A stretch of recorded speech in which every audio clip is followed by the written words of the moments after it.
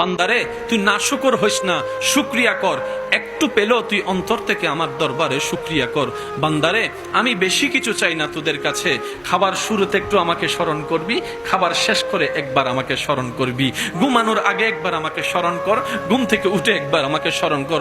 বান্দারে তুই শুধু তোর জীবনের ব্যস্ততার ভিতরে আমি রবকে স্মরণ করার জন্য বাহানা খুঁজতে থাক, কৌশল করতে থাক, যেমনি পারস আমি রবকে একটু স্মরণ কর। বান্দারে তুই কোন রকম ব্যস্ত জীবনে আমাকে স্মরণ করতে করতে একবার তুই কবরে আয়। তুই বান্দা দুনিয়াতে আমাকে স্মরণ রাখবি, আমি রহমান তোকে কবরে হাসরে স্মরণ রাখবো। সুবহানাল্লাহ। আর রব যাকে কবরে হাসরে স্মরণ রাখে, জাহান্নামের আগুন তাকে স্পর্শ করার কোনো সুযোগ নাই। রিজিক দেওয়ার মালিক আমি, কিন্তু সেই রিজিকটা তোর বাবার হাত হয়ে, না হয় স্বামীর হাত হয়ে, না হয় বড় ভাইয়ের হাত হয়ে, না হয় ছোট ভাইয়ের হাত হয়ে, কোনো না কোনো হাত হয়ে বাজার হয়ে তোর ঘরে টেবিলে রান্না হয়ে দাঁড়ায়।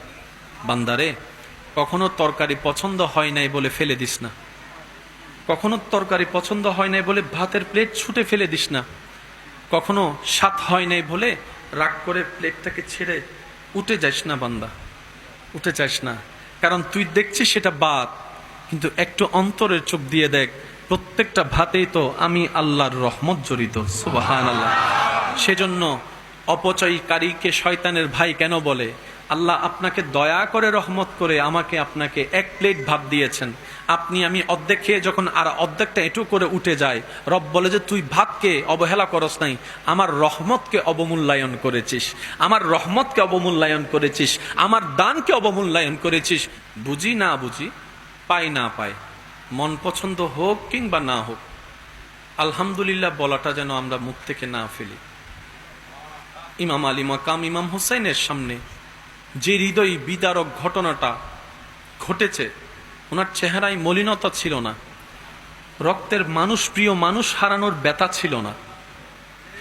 জগৎ দেখছে ওনার আপন মানুষ রক্তাক্ত হয়েছে, প্রাণ চলে গিয়েছে।